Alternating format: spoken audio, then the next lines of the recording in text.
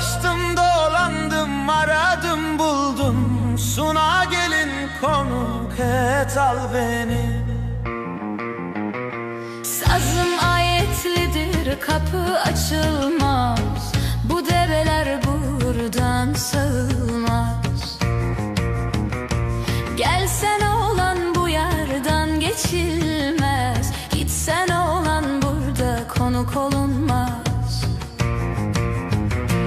Atım yem istiyor versene gelin, gömleğim kirlenmiş yıkasana gelin. Düzeltip yanıma gelsene gelin, Suna gelin konuk et al beni.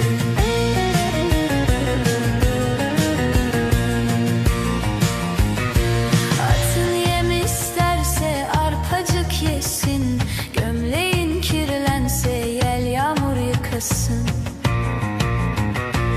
Düzeltip yanına bu yılan varsın, gitsen oğlan burada konuk olunmaz.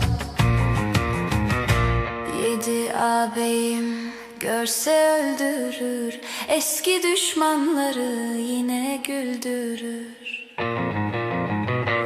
Gizlenen sırrımızı halka bildirir, gitsen oğlan burada konuk olunmaz. Yedi ağabeyin işi hak olsun, eski düşmanlara belalar değsin. Adım Yakup dersem aklına düşsün, Suna gelin konuk et al beni. İllerimiz bizim bağ ile bostan, hiç haber gel